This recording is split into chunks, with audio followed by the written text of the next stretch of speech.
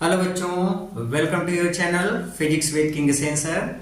बच्चों, आज से हम लोग शुरू करने वाले हैं अपने यूट्यूब चैनल पर एक लाइव क्लास। और शुरू कर इसे पूरे लाइव क्लास के सेशन में हम लोग जो भी चीज़ें पढ़े हैं अभी तक क्लास में अपने उसी का रिवीजन करेंगे, खूब अच्छे से चीज़ों को समझेंगे। और वीडियो के लास्ट में आपको डेली जो भी आपके लाइव क्लासेस चलेंगे उसमें प्रैक्टिस भी कराया जाएगा कुछ क्वेश्चंस का, जो चीज़ पढ़ाई जाएगी उसी पर बेस्ड होगा।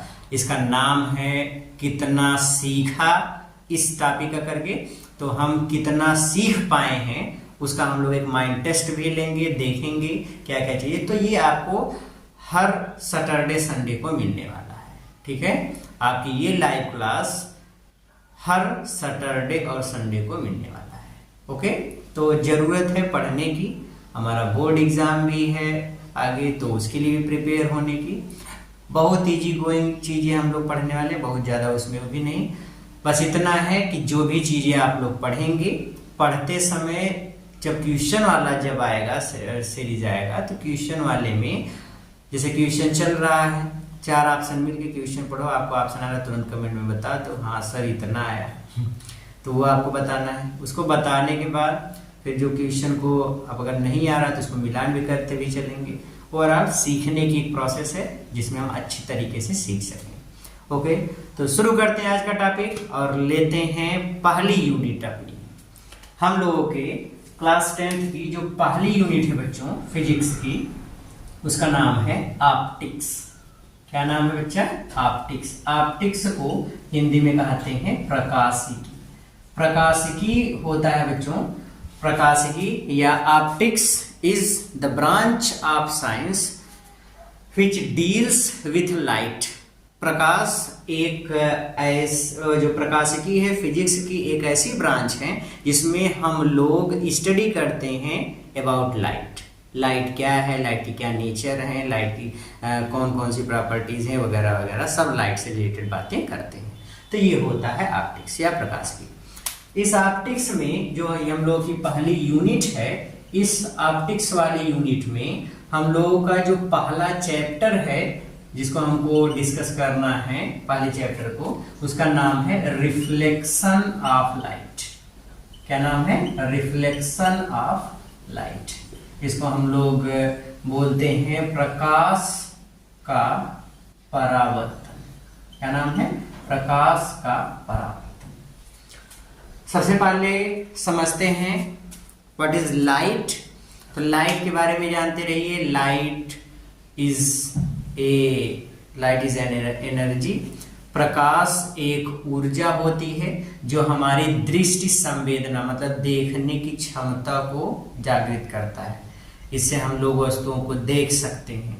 खुद लाइट को नहीं देखा जा सकता, लाइट को एक रूप से दूसरे रूप में बदला जा सकता है। जैसे और एनर्जी होती है उसको एक फॉर्म से दूसरे फॉर्म में हम चेंज कर लेते हैं, ठीक उसी तरीके से लाइट को भी एक फॉर्म से दूसरे फॉर्म में चेंज किया जा सकता है। तो ये होता है लाइट। पूछ लिया गया what is light. Light is energy, light is an energy. तो प्रकाश एक ऊर्जा होती है जो हमारी दृष्टि ज्ञान को, दृष्टि संवेदना को जागृत करता है। प्रकाश की सहायता से हम वस्तुओं को देख सकते हैं, खुद प्रकाश को नहीं देख सकते। प्रकाश जो होता है ये एक रूप से दूसरे रूप में अन्य ऊर्जाओं की भांति बदला जा सकता है। ये है प्रकाश। लाइट की कौन कौन सी प्रॉपर्टीज हैं? लाइट की प्रॉपर्टीज में एक एक करके समझते रहिए। देखो, पहला, निर्वात में प्रकाश की चाल 3 × 10⁸ मीटर पर सेकेंड होती है। प्रॉपर्टीज में लाइट की बात करें तो लाइट की पहली प्रॉपर्टी है निर्वात में या वायु में प्रकाश की चाल को c से दिखाते हैं, विच इज 3 × 10⁸ मीटर पर सेकेंड। निर्वात में प्रकाश की चाल इतनी होती है, ठीक है, या किलोमीटर पर सेकेंड में 3 × 10⁵ इतने किलोमीटर पर सेकेंड। 3 लाख किलोमीटर प्रति सेकेंड की रफ्तार से प्रकाश चलता है। कहाँ पे? निर्वात में। Light travels always at a linear पथ। प्रकाश हमेशा एक सरल रेखा में चलता है, हमेशा एक स्ट्रेट लाइन में चलता है। Light travels always in a straight line. Light travels always in a straight line. प्रकाश हमेशा एक सीधी रेखा में चलता है। ओके, ये तो दूसरी बात हुई। तीसरा, लाइट ड्वेल नेचर का है। देखो, ड्वेल नेचर, प्रकाश दो गुण रखता है। प्रकाश कुछ जगह कण की तरह भी व्यवहार करता है, प्रकाश कुछ जगह तरंग की तरह भी व्यवहार करता है। प्रकाश दो गुण रखता है, कौन कौन से? कण वाला भी, तरंग वाला भी। दो गुण रखने के कारण ही प्रकाश को द्वैतीय प्रकृति का कहते हैं। तो इसको हम लोग बोलते हैं, चूंकि प्रकाश दो गुण रखता है इसलिए हम बोलते हैं प्रकाश ड्वेल नेचर का है। ड्वेल नेचर ऑफ लाइट, प्रकाश द्वैतीय प्रकृति। और वो दोनों गुण कौन कौन से हैं? पहला है पार्टिकल नेचर, प्रकाश का पार्टिकल नेचर होता है, और दूसरा है वेव नेचर, मतलब प्रकाश कण की तरह भी व्यवहार करता है, प्रकाश तरंग की तरह भी व्यवहार करता है। तो पार्टिकल और वेव दोनों की तरीके से लाइट का बिहेवियर होता है। ओके, तो ये अब देखो कौन कौन से गुण हैं जो दिखाते हैं वेव नेचर को। तरंग प्रकृति को कौन कौन से गुण दिखाते हैं? तो इस तरंग प्रकृति में लाइट के देखेंगे, जैसे आता है हमारा विवर्तन, डिफ्रैक्शन जिसको कहते हैं, व्यतिकरण आता है, व्यतिकरण जिसको हम लोग कहते हैं इंटरफेरेंस, या फिर ध्रुवण आता है, पोलराइजेशन। ये घटनाएं हैं जिसमें लाइट का बिहेवियर एज ए वेव होता है। और घटनाएं हैं जैसे प्रकाश वैद्युत प्रभाव, फोटो इलेक्ट्रिक इफेक्ट, प्रकाश वैद्युत प्रभाव, और है एक जिसको हम लोग बोलते हैं काम्पटन प्रभाव। ये दो ऐसे प्रभाव हैं, दो ऐसी चीजें हैं, प्रकाश वैद्युत प्रभाव और काम्पटन प्रभाव, जिसमें लाइट का बिहेवियर एज ए पार्टिकल होता है। ओके, इसमें लाइट का बिहेवियर एज ए पार्टिकल है, इसमें लाइट का बिहेवियर एज ए वेव है। लाइट दो तरीके का गुण रखता है, so light is called dual nature. तो ये प्रकाश क्या, ये अगला गुण हुआ। नेक्स्ट प्रॉपर्टी है लाइट की, प्रकाश का अगला जो गुण है वो ये है कि प्रकाश एक्चुअल में एक इलेक्ट्रोमैग्नेटिक वेव है। Light is an electromagnetic wave, electromagnetic wave. प्रकाश एक विद्युत चुंबकीय तरंग है, मतलब इसके ट्रेवल, इसके चलने के लिए मीडियम की रिक्वायरमेंट नहीं होती।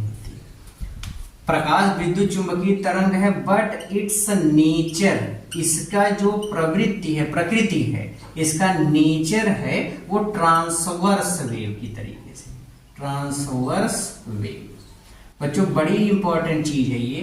कहा जाता है क्या प्रकाश ट्रांसवर्स मतलब अनुप्रस्थ, क्या प्रकाश अनुप्रस्थ तरंग है? नहीं, प्रकाश अनुप्रस्थ तरंग नहीं है, प्रकाश की प्रकृति अनुप्रस्थ तरंगों की तरीके से।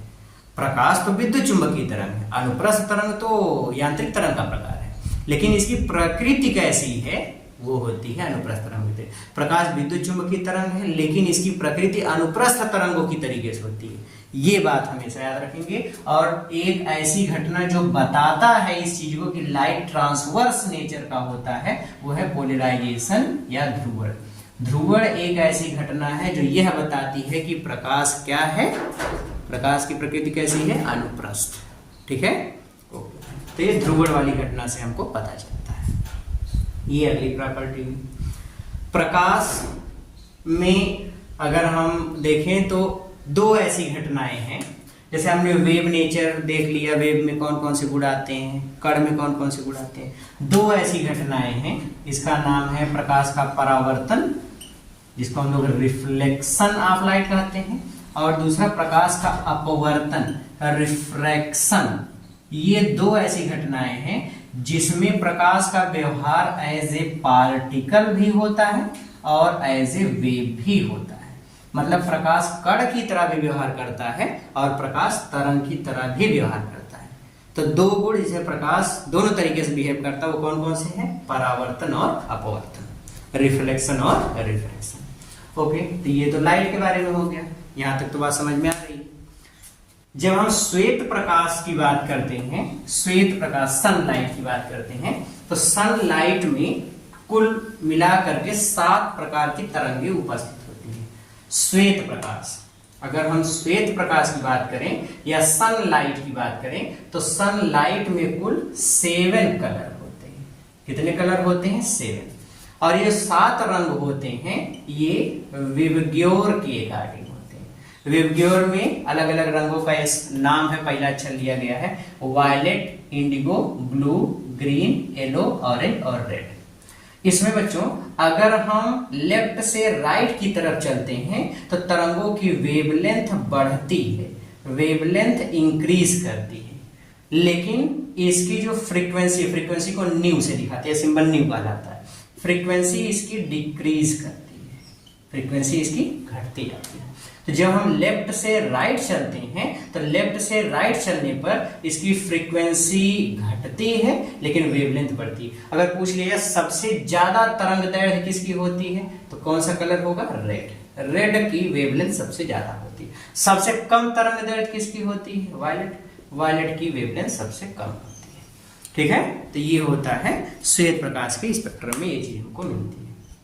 ठीक है, ये चीज। तो ये तो बच्चों एक छोटा सा इंट्रोडक्शन रहा लाइट के बारे में। लाइट क्या है और लाइट की क्या क्या प्रॉपर्टीज होती है। अब देखो लाइट कहां से मिलती है, थोड़ा उसकी बात कर लें।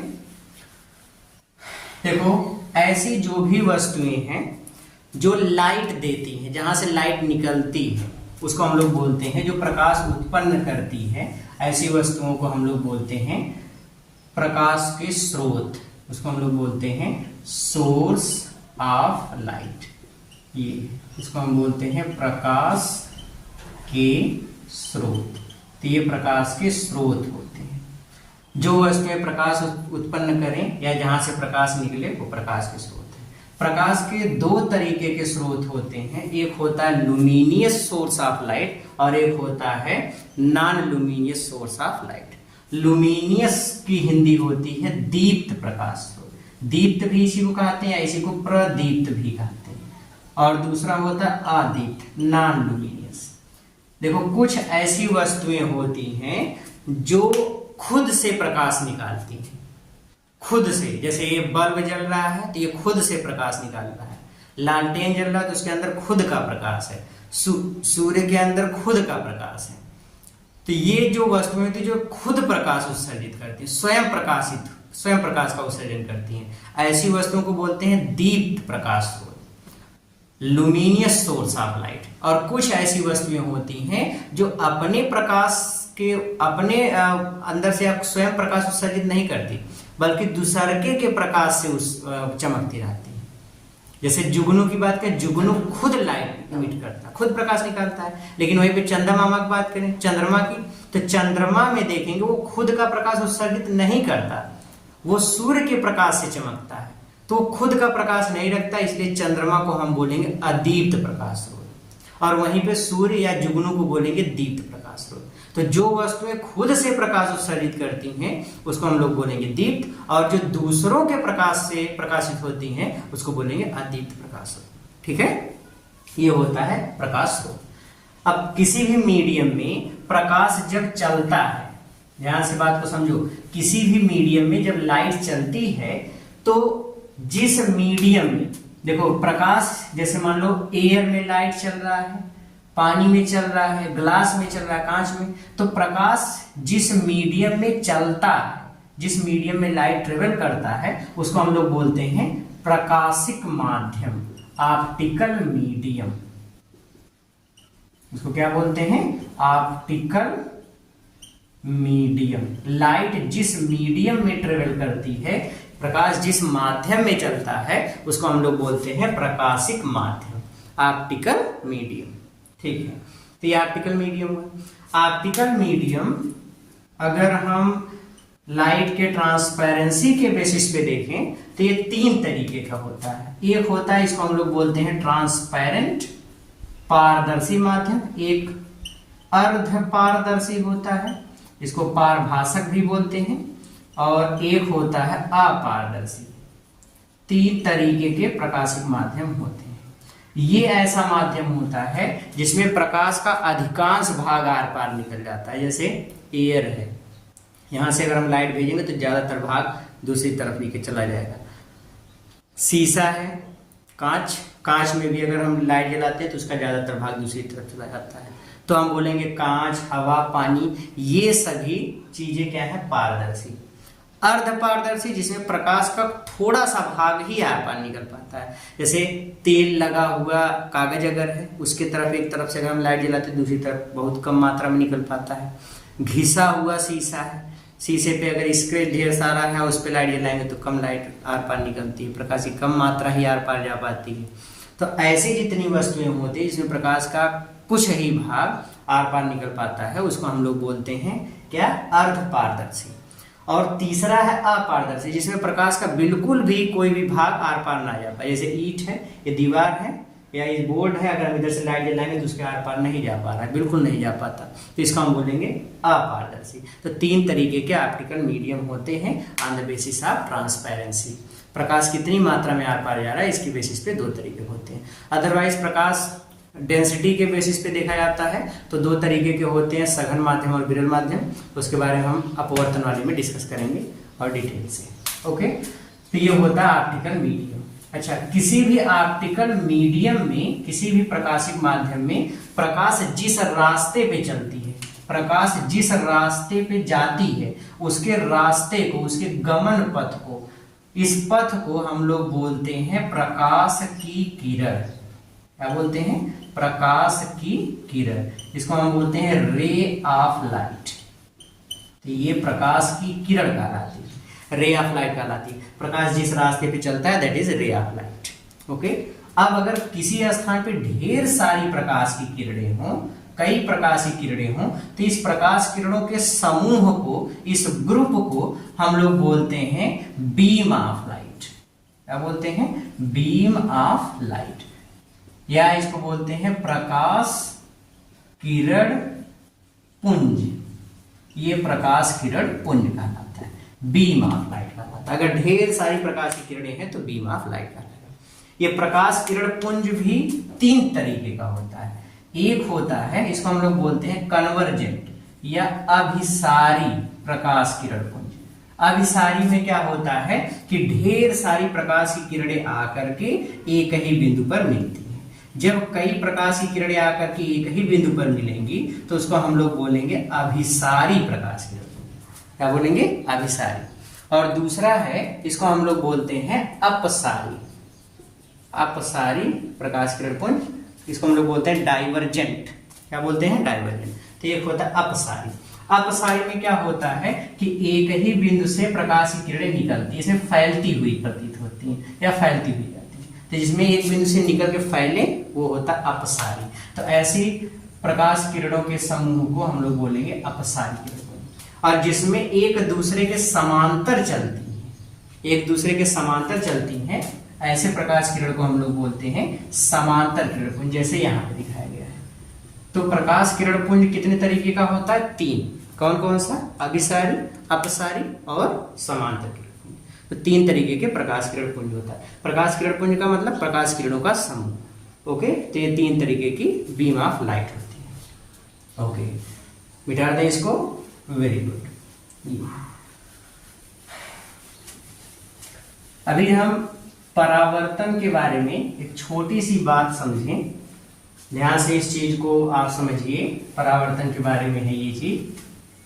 देखो, जब भी किसी सरफेस पे, ये एक सरफेस है, जब भी किसी सरफेस पे किसी सोर्स से लाइट आकर के गिरती है तो जो लाइट आ रही है सरफेस पे, इसको हम लोग बोलते हैं आपतित किरण, इंसिडेंट रे। स्रोत से आने वाली किरण आपतित किरण। ये सरफेस के जिस पॉइंट पर आकर के गिरती है उस पॉइंट को हम बोलते हैं पॉइंट ऑफ इंसिडेंस। ये आपतन बिंदु कहलाता है। क्या कहलाता है, आपतन बिंदु। आपतित किरण तल के जिस बिंदु पर गिरती है that is point of incidence, आपतन बिंदु कहलाता है। अगर हम इस पॉइंट पर एक ऐसी लाइन खींच दें जो इस सरफेस के साथ 90 डिग्री का एंगल बनाए, तो इस सीधी लाइन को हम लोग बोलते हैं अभिलंब, इसको हम लोग बोलते हैं नॉर्मल। अब यहाँ पे लाइट आ रही थी, टकरा के इसे निकल जाती है, तो तल से जो टकरा के वापस निकलती है उसको हम लोग बोलते हैं परावर्तित किरण, या इसको हम लोग बोलते हैं रिफ्लेक्टेड रे। ये इस आपतित किरण और इस अभिलंब के बीच में एक कोण बनता है, इसको हम लोग आई से दिखाते हैं, और इसका नाम रखते हैं आपतन कोण। क्या रखते हैं? आपतन कोण, एंगल ऑफ इंसिडेंस। इसी तरीके से आपतित किरण और अभिलंब और परावर्तित किरण, इनके बीच में भी एक एंगल बनता है, इसको हम लोग आर से दिखाते हैं, और इसका नाम रखते हैं परावर्तन कोण। क्या नाम रखते हैं? परावर्तन कोण। परावर्तन का एक नियम भी है बच्चों, जिसमें कोण आई और कोण आर एक दूसरे के बराबर होते हैं। ठीक है, angle i is always equals to angle r. ठीक है, तो ये छोटी सी बात खाली आज के लिए सिखाई जा रही है। कल हम लोग परावर्तन को डिटेल से पढ़ेंगे। परावर्तन के बाद थोड़ा सा मिरर का भी इंट्रोडक्शन होगा। तो ठीक है, आज के इस वीडियो में बस इतना ही। अब इसके बाद जो कितना सीखा, आज जितनी चीजें बताई वो आपके दिमाग में कितनी बैठी हैं, कितना आप समझ पाए हैं, उसके लिए एक प्रैक्टिस सेट चलाया जाएगा, उसमें जरूर शामिल है। वीडियो के जस्ट बाद तुरंत शुरू हो जाएगा, तो बिना वेट किए कंटिन्यू करते रहेंगे। आंसर उसका जरूर कमेंट करेंगे, हम कितना सही बता रहे हैं, कितना गलत रहे, लगातार जुड़े रहेंगे और प्रैक्टिस करते रहेंगे। क्योंकि एक बहुत बड़े वैज्ञानिक ने या बहुत महान व्यक्ति ने कहा था, तो practice makes a man perfect. आप जितना अच्छे से मेहनत करेंगे उतने ज़्यादा एक्यूरेसी, उतने ज़्यादा परफेक्ट होते जाएंगे। तब आप सवाल को यूं हल करेंगे, यूं। ठीक है, तो इसलिए खूब अच्छे से पढ़ते रहिए, मेहनत करते रहिए। मिलते हैं कल ऐसे ही लाइव क्लास में, तब तक के लिए all the very very very best. Hello बच्चों, this time to take a brain test. बच्चों, अब समय है ब्रेन टेस्ट लेने का। जो भी थ्योरी में अभी तक आप लोगों को सिखाया गया वो कितना आप लोग सीख पाए हैं, उसी के नाम से ये एक बूस्टर डोज चल रहा है। कितना सीखा, पार्ट 1। ओके, तो पार्ट 1 में देखते हैं क्या क्या चीजें अभी तक हम लोग सीखे हैं। जितने बच्चे लाइव वीडियो में, सबको चाहिए कि सब अच्छे से क्वेश्चंस को पढ़ते रहें और ऑप्शन को कमेंट में हमेशा बताते रहें कि कौन सा ऑप्शन सही होगा। और बाकी जो क्वेश्चन होगा, जो सॉल्व करने वाले न्यूमेरिकल पोर्शन होंगे, उसको सॉल्व करते रहेंगे। ओके, तो लेते हैं क्वेश्चन नंबर 1, देखते हैं पहला क्वेश्चन क्या है। ओके, क्वेश्चन नंबर 1 क्या है बच्चों? इसमें लिखा है प्रकाश क्या है? What is light? लाइट है एक ऑब्जेक्ट? नहीं। एक एनर्जी? यस। अस्तित्व विहीन? ये भी नहीं, लाइट का अस्तित्व नहीं है, ये भी नहीं कहा जा सकता। इसके बारे में कुछ कहने तो भी तो गलत है। ये है, तो लाइट क्या है? एनर्जी है। This is the right option. वैसे भी कहा जाता है प्रकाश क्या है, तो प्रकाश एक प्रकार की ऊर्जा है जो हमारे दृष्टि संवेदना को जागृत करता है, इसलिए लाइट को बोलेंगे कि लाइट क्या है? एनर्जी। लाइट क्या है? एनर्जी। ओके, तो option number 2 is the correct option. Okay, चलते हैं अगले क्वेश्चन पे, देखते हैं क्वेश्चन नंबर 2। देखते हैं क्वेश्चन नंबर 2 में क्या है। क्वेश्चन नंबर 2 में है बच्चों, इसमें कहा गया है कि निर्वात में प्रकाश की चाल होती है। निर्वात में प्रकाश की चाल होती है 3000 किलोमीटर प्रति सेकंड। गलत जवाब है। देखो, निर्वात में प्रकाश की चाल 3 लाख किलोमीटर पर सेकंड होती है। सी की वैल्यू जो 3 × 10⁸ मीटर पर सेकंड होती है, इसी को अगर हम किलोमीटर पर सेकंड में बदलें तो 3 लाख किलोमीटर पर सेकंड के बराबर होती है। इसमें लाख वाला कोई ऑप्शन है नहीं, तो हम इसको सरल करते हैं, इसको हम 1000 के टर्म में लिखते हैं। 3 लाख का मतलब 3 लिखने के बाद 5 6 0। ओके, इतने किलोमीटर पर सेकंड। अब हम इसको अगर 1000 में बदलें तो देखो, 1000 में ये 1000 हो गए, 1000 में 3 0 बचा 300, तो इसको हम लोग बोल सकते हैं 300 और फिर गुणे 1000, फिर इतने किलोमीटर पर सेकंड। तो हम इसको बोल सकते हैं 300 और ये हो गया 1000 और ये हो गया किलोमीटर पर सेकंड। तो इसमें लिखा निर्वात में प्रकाश की चाल कितनी होती है? 3000 किलोमीटर पर सेकंड। गलत जवाब है। 30000 किलोमीटर पर सेकंड। गलत जवाब है। 300,000 किलोमीटर पर सेकंड। यही वाला ऑप्शन सही है, इनमें से कोई नहीं है तो गलत जवाब है। तो कौन सा ऑप्शन सही होगा? Option number 3 is the correct answer. Okay, चलते हैं नेक्स्ट क्वेश्चन पे, लेते हैं क्वेश्चन नंबर 3। क्वेश्चन नंबर 3 में क्या है? क्वेश्चन नंबर 3 में दिया गया बच्चों, प्रकाश की प्रकृति होती है, लाइट किस नेचर का है? तो इसके बारे में देखिए, पहला है प्रकाश अनुप्रस्थ प्रकृति का है, दूसरा अनुदैर्ध्य, तीसरा विद्युत चुंबकीय तरंग है, इनमें से कोई नहीं। कौन सा ऑप्शन सही है? तो बच्चों लाइट के बारे में समझो खूब अच्छे से। देखो जो लाइट है, light is an electromagnetic wave. ये विद्युत चुंबकीय तरंग तो है, इलेक्ट्रोमैग्नेटिक वेव तो है, लेकिन जो प्रकाश की प्रकृति होती है, इसका जो नेचर है, ये होता है, जो नेचर है लाइट का, ये होता है बच्चों ट्रांसवर्स की तरीके से, ट्रांसवर्स वेव की तरीके से। तो ट्रांसवर्स वेव नहीं है, इसका नेचर ट्रांसवर्स होता है। ट्रांसवर्स का मतलब होता है अनुप्रस्थ। तो प्रकाश अनुप्रस्थ प्रकृति का होता है।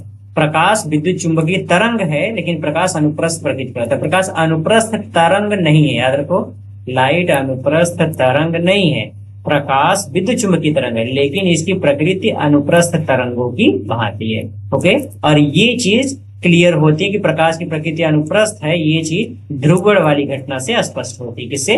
पोलराइजेशन से। पोलराइजेशन इस घटना से क्लियर होता है कि लाइट क्या है, क्या होता है, अनुप्रस्थ प्रकृति का है। ओके, तो कौन सा ऑप्शन सही होगा? प्रकाश की प्रकृति होती है अनुप्रस्थ, अंदर विद्युत चुंबकीय, इनमें से कोई नहीं। तो कौन सा ऑप्शन सही होगा? Option first is the correct option. Okay, चलते हैं अगले क्वेश्चन पे, लेते हैं क्वेश्चन नंबर 4।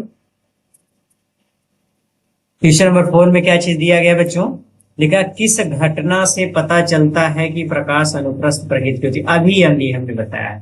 तो जल्दी से ऑप्शन का इस जो सही ऑप्शन है उसको आप आंसर में कमेंट करो, कमेंट में आंसर कमेंट करो आंसर कौन सा सही है। ओके, किस घटना से पता चलता है प्रकाश अनुप्रस्थ प्रकृति का है? परावर्तन से नहीं पता चलता, अपवर्तन से नहीं पता चलता, ध्रुवण से पता चलता है, विवर्तन से नहीं पता चलता। ओके, तो ध्रुवण एक ऐसी घटना है जिससे ये पता चलता है कि प्रकाश की प्रकृति क्या है, अनुप्रस्थ। ओके, अगले क्वेश्चन पे चलते हैं, लेते हैं क्वेश्चन नंबर 5। क्वेश्चन नंबर 5 में क्या चीज दिया गया है?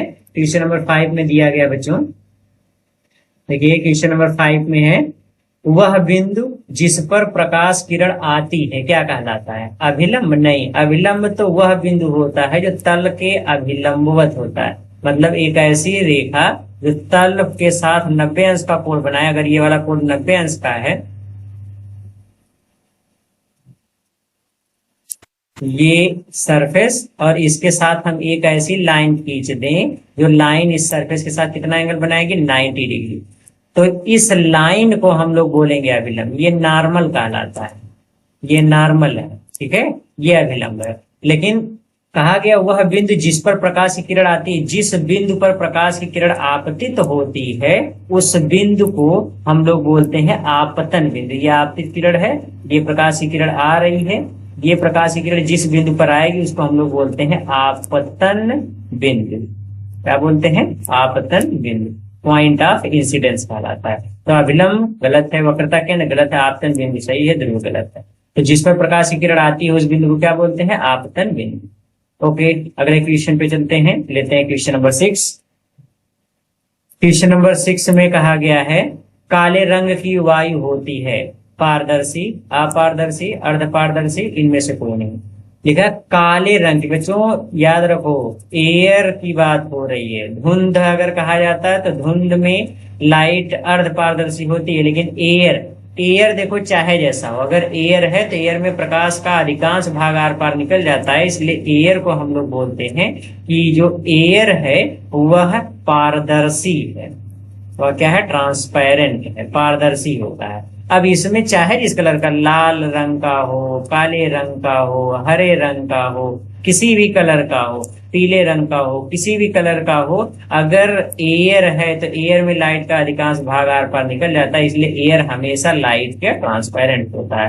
अपारदर्शी गलत, अर्धपारदर्शी गलत, तीन में से नहीं। हाँ, यहीं पे अगर कुहरा कहा जाता है, कुहरा कहा दिया गया, या इसी को हम लोग धुंध बोलते हैं, ये कहा दिया गया, तो ये दोनों क्या होते हैं? अर्धपारदर्शी। अगर यहीं पे कहा काले रंग का कुहरा या कुहरा कैसा होता है तो अर्धपारदर्शी होता है, ठीक है, इसमें लाइट का आंशिक भाग आर पार निकल पाता है। ओके, तो ये चीज होता है। ओके, चलते हैं अगले क्वेश्चन पे, लेते हैं क्वेश्चन नंबर 7। क्वेश्चन नंबर 7 में क्या चीज दिया है बच्चों?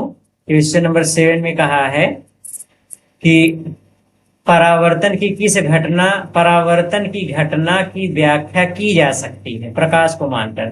प्रकाश के परावर्तन की घटना, जो परावर्तन होता है, इस घटना की व्याख्या हम कैसे कर सकते हैं? लाइट को क्या मान करके? तरंग मानकर, कण मान करके, कण व तरंग दोनों। तो हमने अभी बताया था 2 घटनाएं होती हैं, अपवर्तन और परावर्तन, जिसमें हम लोग इन दोनों का एक्सप्लेनेशन कण और तरंग दोनों तरीके से कर सकते हैं। तो कण व तरंग दोनों मान करके हम इस घटना को एक्सप्लेन कर सकते हैं। तो तरंग गलत है, कण गलत है, कण और तरंग सही है। ये तीसरा वाला जवाब सही है, बाकी सब लोग जवाब गलत है।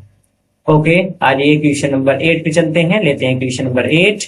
क्वेश्चन नंबर 8 में क्या चीज दिया गया है? क्वेश्चन नंबर 8 में है बच्चों, इसमें लिखा है कि प्रकाश जिस माध्यम में चल सकता है उसे क्या कहते हैं? बहुत सरल सरल क्वेश्चंस दिए गए हैं। प्रकाश जिस माध्यम में चल सकता है उसे क्या कहते हैं? हवा कहते हैं? नहीं। पानी कहते हैं? नहीं। कांच कहते हैं? नहीं। प्रकाशिक माध्यम कहते हैं। लाइट जिस मीडियम में ट्रेवल कर सके वो है ऑप्टिकल मीडियम। प्रकाश जिस माध्यम में चलता है उसको क्या बोलते हैं? प्रकाशिक माध्यम। ओके, आइए अगले क्वेश्चन पे चलते हैं, लेते हैं क्वेश्चन नंबर 9। क्वेश्चन नंबर 9 में क्या चीज दिया गया बच्चों? क्वेश्चन नंबर 9 में है कोई आपतित किरण तल से 30 अंश के कोण पर गिरती है। कोई प्रकाश की किरण है, ये तल पर आ रही है, इस तल के साथ, इस सरफेस के साथ इसका ये वाला जो एंगल है वो है 30 अंश का। परावर्तन कोण क्या होगा? 30 बिंदु पर गिरी तो आपतन बिंदु पर एक सीधी रेखा खींची जो तल के साथ 90 अंश का कोण बनाई, यह विलंब हो गया। ये वाला टोटल एंगल कितना होगा? 90 अंश। तो ये वाला जो कोण बचेगा कितना होगा? 60 डिग्री।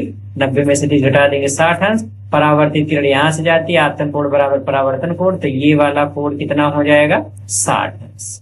तो याद रखो परावर्तन कोण का मान कितना होगा? 60 अंश। याद रखो यहाँ पे तल से कोण दिया गया, इसलिए परावर्तन कोण कितना होगा? 60 अंश। तो 0 गलत, 30 गलत, 90 गलत, 60 अंश सही। तो सही जवाब कौन सा होगा? 60 अंश is the correct option. Okay, आज ये अगले क्वेश्चन पे चलते हैं, लेते हैं हम लोग क्वेश्चन नंबर 10। क्वेश्चन नंबर 10 में क्या चीज दिया गया है? क्वेश्चन नंबर 10 में परावर्तन कोण होता है। परावर्तन कोण किसके किसके बीच बनता है बच्चों? तो अभिलंब और आपतित किरण के बीच में? नहीं। अभिलंब, ये अभिलंब है और ये आपतित किरण है, इनके बीच में जो कोण बनता है उसको हम लोग आई से दिखाते हैं, इसको आपतन कोण कहते हैं। परावर्तित किरण और अभिलंब, इसके बीच में ये जो कोण बनता है, इस कोण को हम लोग दिखाते हैं आर से, और इसको हम लोग बोलते हैं परावर्तन कोण। इसको हम लोग बोलते हैं परावर्तन कोण। ये परावर्तन कोण है। तो अभिलंब और आपतित किरण के बीच का कोण परावर्तन कोण होता है? नहीं। अभिलंब और तल के बीच का कोण भी नहीं होता। अभिलंब और मुख्य अक्ष के बीच का भी नहीं। अभिलंब और परावर्तित किरण के बीच का कोण भी क्या कहलाता है? परावर्तन कोण। तो option number 4 is the correct option. Okay, चलते हैं क्वेश्चन नंबर 11 पे। क्वेश्चन नंबर 11 क्या कह रहा है बच्चों? इस पे चलते हैं, देखते हैं। सबसे अधिक तरंग दैर्ध्य किसकी होती है? सबसे अधिक, देखो श्वेत प्रकाश के स्पेक्ट्रम में 7 रंग मिलते हैं विबग्योर के अकॉर्डिंग। अगर हम वायलेट से रेड की तरफ चलते हैं तो इसकी तरंग दैर्ध्य बढ़ती है। क्या होता है? तरंग दैर्ध्य बढ़ती है। और अगर हम इधर से इधर चलते हैं तो तरंग दैर्ध्य घटती है, लेकिन फ्रीक्वेंसी या आवृत्ति ये बढ़ती है। ये है। तो अब 2 चीजें याद रखो, फ्रीक्वेंसी भी ऐसे इधर से मतलब राइट लेफ्ट चलने पर, रेड से वायलेट की तरफ चलने पर बढ़ती है, या अपवर्तनांक भी इसी को हम कह सकते हैं कि अगर हम रेड से वायलेट की तरफ इधर चलते हैं, इस डायरेक्शन में जिधर तीर का निशान लगा उधर चलते हैं, तो यन अपवर्तनांक भी कहलाता है। फ्रीक्वेंसी को मान लेते हैं, हम दिखा देते हैं न्यूज। फ्रीक्वेंसी किससे दिखा देते हैं? न्यूज। फ्रीक्वेंसी को न्यूज से दिखा देते हैं और अपवर्तनांक को ऐसे। तो अपवर्तनांक भी बढ़ता है, ठीक है।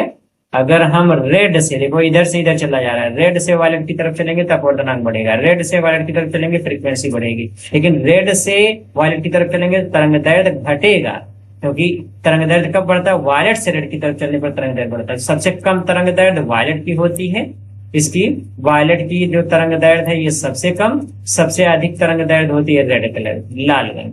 तो सबसे अधिक तरंग दैर्ध्य भी पूछा गया, सबसे अधिक तरंग दैर्ध्य नीले रंग की नहीं, लाल रंग की, हाँ आसमानी की नहीं, हर रंग मतलब हरा रंग, हरे रंग की भी नहीं होती।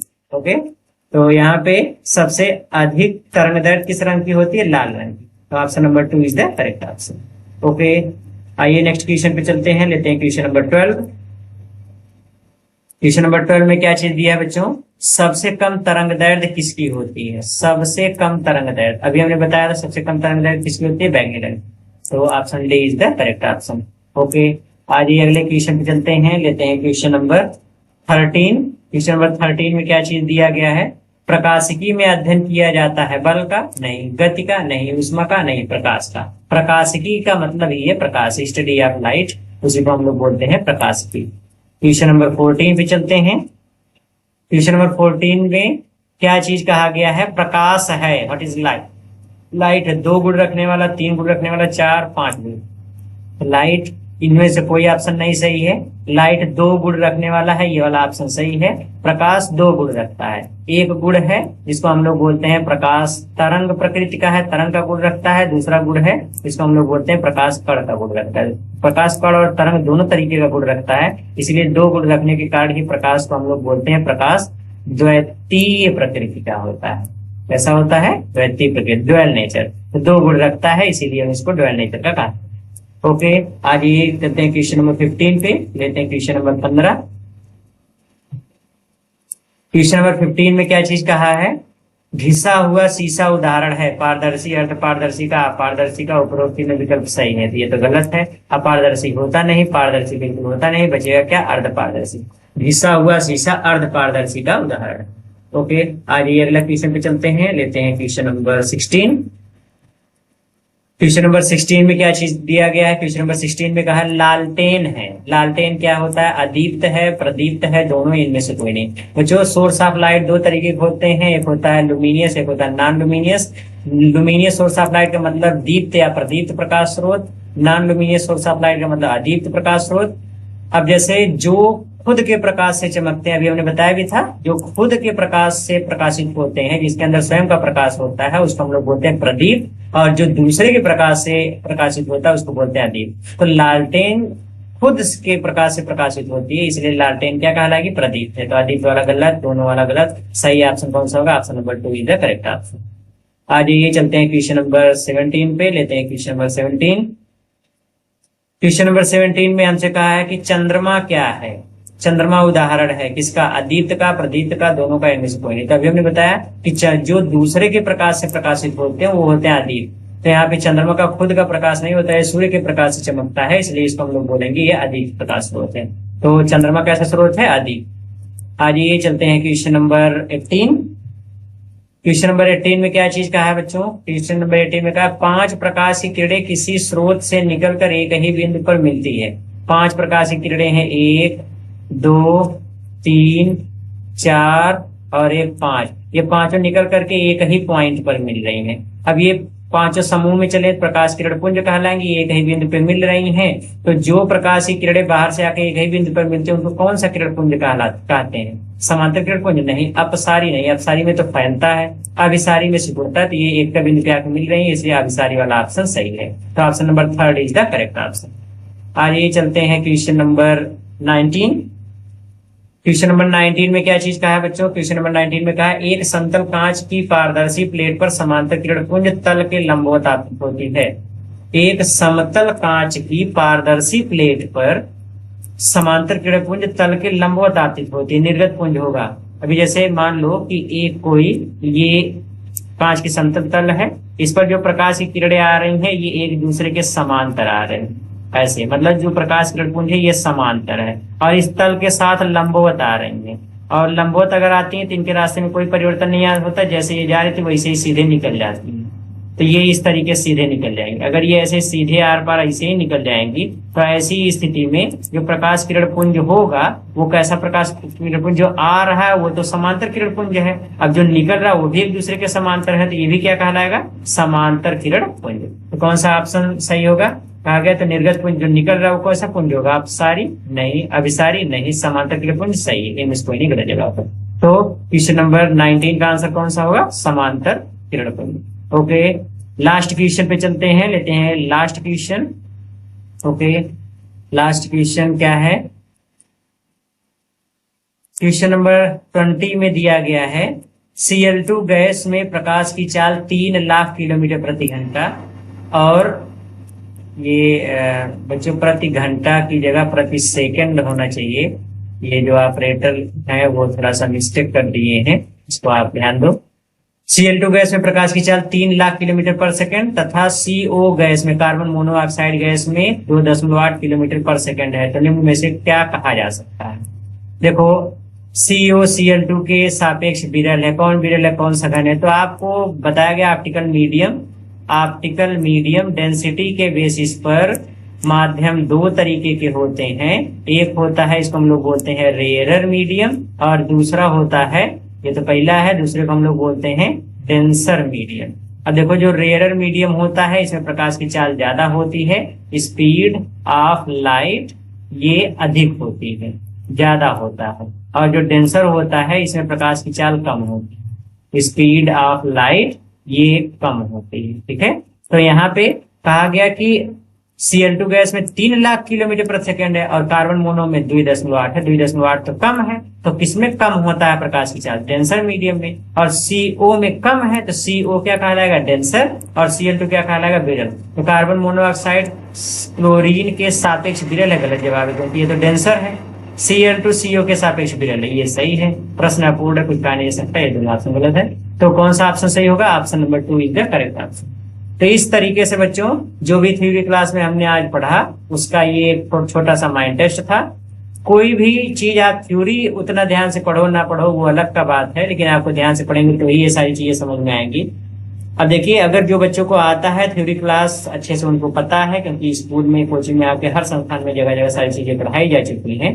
तो अब ये तो सीरीज चल रही है, अभी पूरा खत्म होगा लास्ट तक, तो ये रेगुलर चलता रहेगा। आप डेली बने रहिए, लाइव क्लास में से जुड़े रहिए। लाइव क्लास आपको डेली अपने समय पर मिलती रहेगी। अब यहाँ पे बात ये है कि जो आप क्वेश्चन सॉल्व कर रहे हैं उन सभी क्वेश्चंस को सॉल्व करने के लिए जो लास्ट में, पूरी थ्योरी क्लास के बाद जो लास्ट में आपको सिखाया जाता है कि कितना सीखा, इसके क्वेश्चन को जरूर अटेम्प्ट करिए, क्योंकि वो थ्योरी से ही, थ्योरी में जो चीज बताई गई उसी से रिलेटेड होते हैं। आपका बेटर प्रैक्टिस होगा। आप थ्योरी क्लास कितना अच्छे से लिए उस चीज का टेस्ट भी हो जाएगा। तो कितना सीखा जरूर अटेम्प्ट करें। और यही इसके बाद ही वीडियो का लास्ट सेशन रहेगा, मतलब ये वीडियो का लास्ट रहेगा कि कितना सीखा। अगर पार्ट चल गया तो मतलब वीडियो वहीं पर एंड होने वाला। तो ठीक है, पढ़ते रहिए, मेहनत करते रहिए। मिलते हैं नेक्स्ट वीडियो में जल्दी ही। तब तक के लिए all the very very very best.